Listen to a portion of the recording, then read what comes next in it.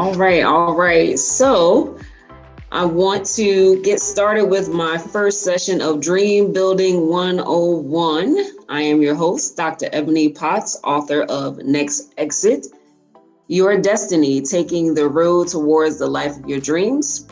My book is about dream building, finding your path, finding your calling. And I want everyone to be able to live out a life that is in line with the life that that person envisions for themselves. So as a part of my book release, I wanted to speak with others who at some point were exactly where you may be at this point in your life, and may be able to offer insights on how you too can align the life you're living on the outside with the vision for your life that you have in your mind's eye. So my guest today is Pastor Jamal Johnson, head pastor of Zion Baptist Church in Jersey City, New Jersey, and the Senior Assistant Director of Mentoring and Retention at my alma mater, his alma mater, right. The College of New Jersey, TCNJ. So welcome, Pastor. Welcome, welcome. Thank you. It's kind of crazy for me to say that to you because, I remember us as kids, freshmen in Wolf Hall, but I'm not going to say anything else because, you're pastor now. But, here we are. So welcome, Pastor. Thank you. I think just to start off, I think I always tell my congregation and anybody that I come in contact with that there has definitely been a drastic change. And when I have friends who come to the church and things of that nature, I always put the caveat out that as much as they know about me, I know just as much about them. So nobody's gonna say anything. Right, everybody gonna be quiet. Right. All right, so let's get into it. So I want you to please tell the people, what do your titles mean? Okay, because everyone watching may not know exactly what that means. I'm sure most people know what a pastor is. But what exactly do you do? Wow. So I'll start with the Senior Assistant Director for Mentoring and Retention, because it's a job that is hard work. It's definitely work that requires that you put your heart into it. As I shared briefly this morning, that I'm on vacation, but I'm still tending to students' needs. So what I do on my job is exactly that. I tend to the needs of students.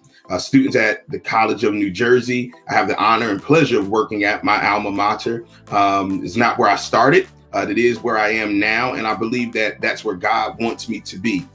The work that I do is helping students stay motivated, helping them follow their dreams, helping them establish goals, helping them stay the course. Many people may know that being a college student is not easy. And especially in the climate that we're in today with the political scene, with the COVID-19 pandemic, it is a different place. And working with students to usher them through that has been challenging, but that's the work I do. So mentoring and retention is just that. I empower people as well as I help them stay where they are until they graduate from the institution. That's awesome. I mean, everyone needs that. Everyone needs a mentor. Everyone needs help at some point. And I definitely understand, you have to have a heart for assisting students, assisting people in order to be able to do that. So That's awesome. All right. So what was your career path once we graduated from TCNJ, and how did you end up where you are now as working at TCNJ and then also being a pastor? So at the College of New Jersey, I was a elementary education and sociology major. And upon graduation, I did teach. I taught in both the East Orange public school system as well as the Plainfield public school system. And I taught for about 7 years, taught every grade except second. For some odd reason, I did not teach second grade, but every grade, K to 6, well, with the exception of kindergarten as well, but 1 through 6 I taught. And I was enjoying teaching. I loved it. But what happened was when whole school reform was becoming the norm, it was taking the creativity out of the profession for me. Being a student at the College of New Jersey, I was prepared to be innovative. I was prepared to be daring in the classroom, to push the envelope a little bit. And what I saw was that there was an envelope given to me that said, teach this and nothing else. And I was uncomfortable in the classroom, but I still pushed forward because, again, at Clinton Elementary School in Plainfield, where I taught, I had the pleasure of teaching on the team with all Black men. And we know, wow, that's rare. That's an anomaly in education, definitely. It is rare. Myself and there were 2 other gentlemen on the team, and we had a ball. And I enjoyed teaching that year, but something else was tugging. And I don't know what it was. I didn't know what it was at the time, but I got a call from a mentor, Mr. James Boatwright, who was the director of our educational program. Yeah, he gave me a call one day. He said, there's a position down here I want you to apply for. Literally. And I said, Boat, I'm in school for, ed leadership. I'm taking classes between counseling and that. I'm doing fine as a teacher. I think you will be great for this position. Now, here's somebody who's poured into my life saying, I think you'd be great for this position. I'm like, Boat, I'm teaching. I get tenure in Plainfield next year. I'm good. I need to apply to this position. That was a conversation. So I applied to the position. I was interviewed. At the interview, I'll never forget it, was everybody in the room except one person I knew. Because, I was a student at the College of New Jersey. Like, wow. I'm like, man, how am I going to interview in front of these people? But I interviewed, things went well. And I was offered the position. And I was hesitant. I was hesitant to take it. And I will say this because of the pay. I was hesitant. I was walking into tenure as a teacher. And many people know what that means. That's job security. Your pay is going to increase, and despite what people say, I was pleased with what I was making as an educator. And I was doing some other things outside of education, but I was hesitant, and it took me maybe 3 weeks. Wow. That's an awesome story. Next question is, how did fear, which is one of the chapters in my book, rear its ugly head as you embarked on your path? And how did you overcome it? Because I'm sure, as you talked about tenure, you're married, you have a family, and you get this phone call that's going to take you away from what in your mind felt like security. How do I make this decision? What do I do? I know that at those different transition points, fear has a tendency to pop in. And how did you handle that? I'm going to take it back though. Fear, when we were still in undergrad, and I wanted to go straight into graduate school. I wanted to go straight into graduate school because I knew that if I left school, I would not go back. Like, I knew, school, not that it was hard, but it was like, okay, I'm over this. Right. What I heard from veteran teachers, and I wanted to be a principal, you got to serve time in the classroom first. You have to teach before you're a principal. Nobody's going to respect you. And here I'm hearing this from the elders. I'm hearing this from veterans that I respected. And I'm like, wow, I think I better go ahead and teach, because I never want to be in a position where people are questioning my authority, where people are questioning what I know. I'm not going to go to graduate school. And I look back at that and I think it was a mistake. I really think it was a mistake, but I allowed the approval of others to persuade me enough to change my mind. So that was the first. But then changing careers to a field that I knew nothing about. I knew nothing about higher education. I went to college, but did not know how all of those people got jobs. How did you end up in higher education? So I was a little scared. I will say that I was a little bit scared because it was an unknown. I knew education. I knew elementary education. I substitute taught. My aunt was an educator. My grandmother was an educator, and I knew what to expect. I knew how to conduct myself. I knew what the outcome should be. I knew nothing about it. So I had to go in blind, and I had to learn everything that I know now in higher education. And it was scary because again, like you said, tenure means you can't touch me, or it used to mean you can't touch me. Now, I wasn't going to be lacking in the classroom, but that's a security that anybody would want to have. To go into this world where I don't know if they even have tenure. How do I keep my job? Can they fire me at the end of the month because I'm not producing what they need? So, how to overcome it, I learned. I had to learn the profession. Any book that there was, I read it. If there were conferences, I attended them. If there were people to talk to, I talked to them. And I did this because I wanted to acquire everything I needed to know to be successful in this new journey. And it's the same way with the ministry. My mentors are excellent. If there are books to read, I want to read them. If there are other pastors to talk to, I'm going to talk to them. Why? Because I want to be the best. I'm very competitive in nature. And I'm not saying that I'm competitive in my ministry. I don't want anybody to think that, but I want to be the best. And I'm going to do whatever it is and what's necessary to be the best servant. And I call even the work that I do at the college servant work, because I'm serving a population that needs help. And it's the same thing that I do in ministry. So I think it's one and the same. It is calling. And that's how I've overcome it. I've overcome it by learning all that I could learn. Being in school again has helped me to overcome the fear that I have, because it's now I'm more confident. I'm always a confident person anyway, but there are times where I was vulnerable. Early pastor, switching careers, I'm vulnerable, but I had to build myself up, and I did that by education. And that's one of the things that I talk about in my book as well. As far as like I said, there's a whole chapter in my book on fear. And then one of the chapters that leads up to that chapter talks about mentorship, getting a mentor, getting someone to talk to about whatever field it is that you may be transitioning into. Because again, dream building is about finding your path. And then, overcoming that fear, because anytime you transition into the unknown, something that you don't know, that fear, will try to hold you back from, elevating to what could be the next level for you. So thank you for that.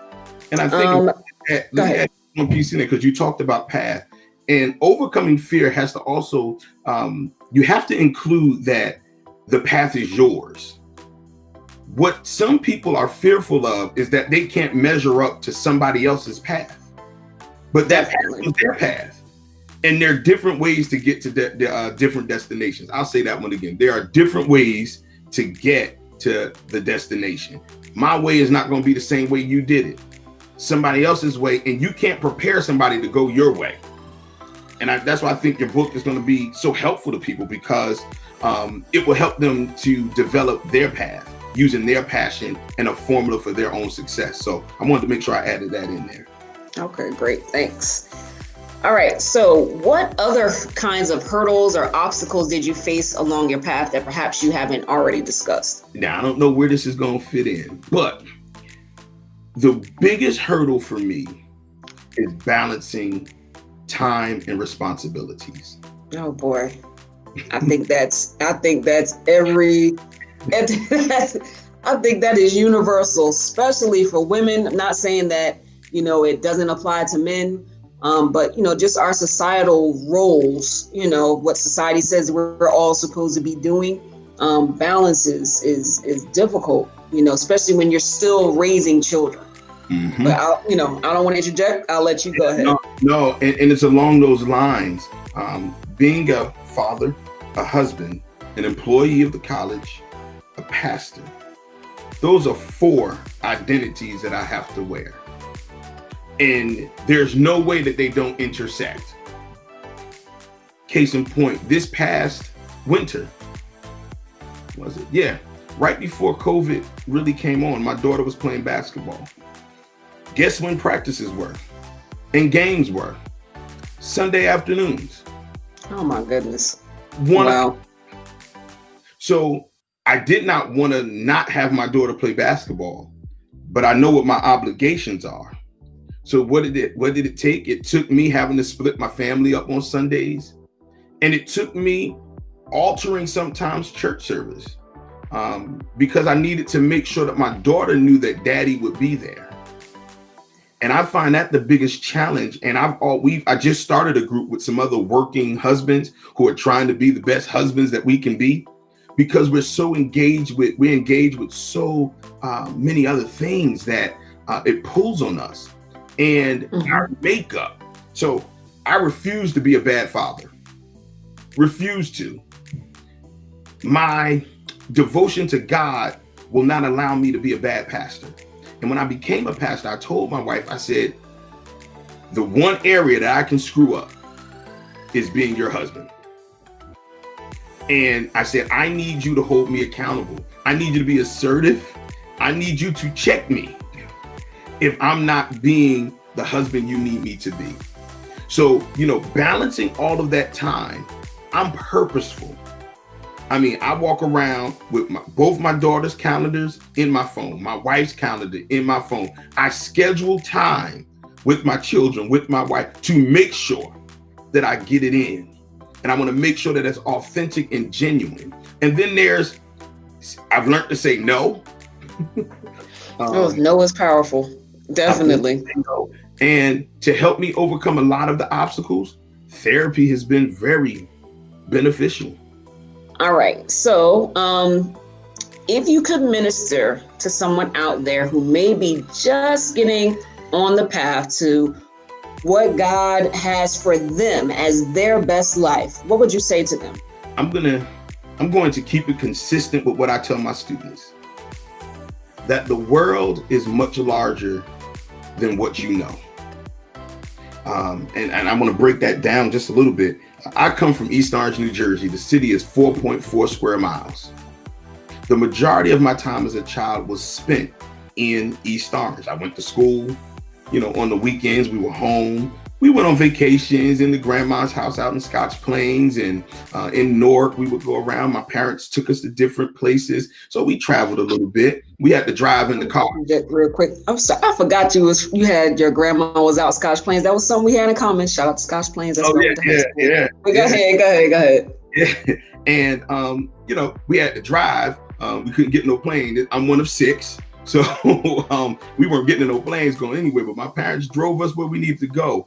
And we were able to explore the world outside of East Orange. And what I find is that people are so limited because we know so little, and we aren't exposed to the world beyond where we live, our address. There are people who live in cities who never leave them. And when you get the opportunity to encounter other people, to encounter other cultures, to experience other foods, to experience other places, now you're intrigued. And now you want to learn more, you want to grow more, you want to do more. And now you can see the endless possibilities that there are. So I would tell people to don't be afraid to explore beyond what they know. So people know doctor, lawyer, teacher, scientist, right? They know that. But there are so many other professions. There are so many other paths that someone can take. Again, I knew education. I didn't know the path to higher education, and I'm loving it. I knew church, didn't know the path to ministry, but I'm loving it. And it's because I've been able to explore so many different things. So I would tell people, understand that the world is bigger than what you know, because we see things so small. And I think Peggy McIntosh, with her birdcage theory, sociologist Peggy McIntosh and her birdcage theory, we live seeing bars, right? Like we're on that perch, and we believe that as long as we can sit on this perch, we've made it. But we still have bars surrounding us, and we have to get those bars out of our way. We have to get that cage open and get out, because people are safe in their cage. I used to always call it hood rich. If you got a car, you got an apartment, and you're working a 9 to 5, you've made it, right? There's so many other ways you can make it, right? Like I feel the work I do is fulfilling. When I see students graduate, when I see people's lives change in the pews, when I have conversations with people and I can see that spark, it's the same spark that you saw when somebody learned how to read in the elementary school classroom setting, right? that's what's valuable to me. That's fulfilling. And that, gives me that energy that I need to progress. That's why, being home and doing this remote thing has been so exhausting, because my students aren't there to give me the energy. My parishioners aren't there to touch and feel that energy, right? We're doing the best we can, but it's exploration, knowing that the world is bigger and that it's all there for them to explore. That's what I would say to somebody who's beginning on the journey, to explore all options. And beginner doesn't necessarily imply, someone that's 15 or someone that's 20 or someone that's 24, because, a lot of people end up in their 30s or 40s or whatever, and they are changing career paths. You started as an educator, and it, like you said, for you, for whatever reason, something may happen and it is no longer filling up your cup. Or, you start as, you continue on with education, you become a principal or whatever it is, and it's no longer filling your cup or whatever it is, being a little bit more adventuresome. And as I tell my son, he's only 12, but that fear, he gets to something that he doesn't know and he's ready to turn around, and I talk about that in my book as well. Everyone has that turn back moment. And many times in my life when I just say, you know what, I'm just going to push through, and I'm going to let the Lord handle it. We're going to see what's going to happen afterwards, and so many times when I've gone through that push through moment, that moment where I could have turned around and went in the other direction, something that I just never even expected was on the other side, and many people who are spiritual or religious, understand it in a different context, but again, everyone has those turnaround moments, and not letting fear cause you to turn back. There's something that could be really, really great for you on the other side and could help you along your path, whatever your path is, because as you said, everyone's path is different. So, that's important. I think it is explained in another way too, where people talk about, how when there's a rainstorm and people stop in the midst of the storm, right? They'll stop and they'll be staying under the underpass, and people are like, well, what are you doing? What are you? Well, we're waiting the storm out. Well, I think some of the preachers would say, but this wasn't even a religious experience where they say, no, drive through it, because you're going to get through the storm faster if you instead of just sitting there, because there's opportunity for you to sit in the flood. If you sit there, traffic is going back up if you sit there, and you might not ever get to your destination. Right. So, and every storm runs out of rain. It's not going to be forever. And that's, something that most people, especially as you get older and you've been through a few things, you got to keep telling yourself that no matter what's going on, eventually the sun is going to shine again. Like little Annie said, the sun will come out tomorrow, So, you keep that in mind. It could be sunny down the street and raining where you are. Right. And if you stop there, you'll never get down the street to the sun, That's true. All right. So I just want to wrap up with a couple last things. Anything else you want to add or any questions for me? So what was the inspiration for the book? Well, I'm glad you asked that. I get that question a lot. The Lord told me to write a book 20 years ago. And I'm just being honest. And my path to writing this book was unique. Took me through some different things, just like, like you and many people like myself. And I went through a really, really tumultuous time in my own life, my own personal life, where I was going through a storm. And, I was kind of asking God, what I moved past the 20s, which is, why is this happening to me? Why is this happening to me? And then, as you get older, it's okay, what do I need to learn? What is it that you're trying to show me so I don't keep circling back to this same lesson over and over again? So what is it that I need to learn? And as I was asking that question, I wasn't necessarily getting the answer that I wanted, but I kept getting a tugging at my spirit to write.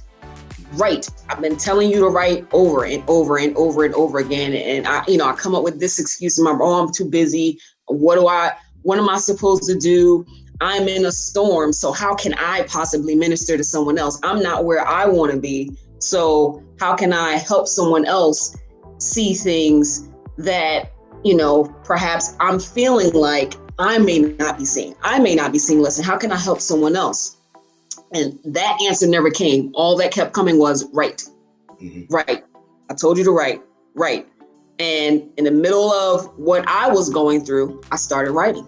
You know, I finally was obedient to what I was being told to do. And as I started to write, it just came to me.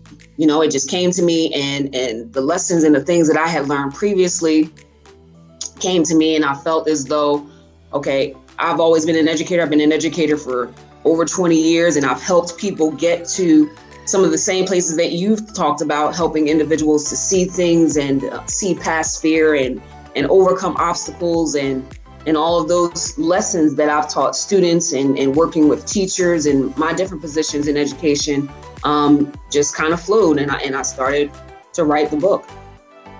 Oh, definitely good. Definitely good. I mean, because, you know, it's different when, and I got the book, I think it was yesterday. It ended up coming. It was supposed to be this weekend. It came yesterday, you know, and just peeking at it, you know, it's different from, you know, the typical self-help book.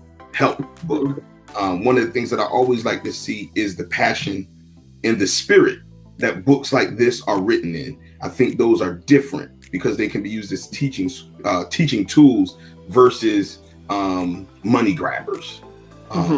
You know, people are going to be blessed by these by reading books such as yours and some others that I have, you know, and I have many friends who have written books, but like you said, they've gone through something, and that's when they put the paper to pen. So, you know, that's just always something I like to know is what inspires somebody to write. Oh, thank you for asking. So where can anyone who is watching see you in action? What is the web address, street address of Zion Baptist Church in Jersey City? Wow. Well, Zion is at 521 Graham Hall Avenue in Jersey City, New Jersey. What are we? www.zionbaptistchurchjc.org is the website. We're on Facebook and Instagram at Zion Baptist Church JC. You can look us up there and just see some of the things that we're doing. We are a growing church, a changing and transforming church, from a more traditional to a more just daring and innovative church. I'm not going to say to something, you know, extravagant. No, we're traditional, and I love tradition. I'm an old school Baptist, but we are being innovative and not afraid to be daring in our ministry. So that's where we are. And we're now in this pandemic, we're developing a YouTube station that'll be coming out soon, and church apps. So if you follow the website, you'll see what we're doing and how we're growing. All right, now we'll make sure that I put that information where we post this video. And I want to thank you so much for being my first guest and first person to help me promote my book, and the first to help me encourage folks to speak and live more abundantly and to find their own individual path to happiness and fulfillment. So until next time, folks, don't forget to pick up your copy of Next Exit, Your Destiny, Taking the Road Towards the Life of Your Dreams. And again, you can find that book on Amazon. It's in Kindle form. You can also find it on Apple. And again, thank you, Pastor. Appreciate you. Thank you. And everyone else, have a wonderfully blessed day. And I hope that this video helps you along your path. God bless.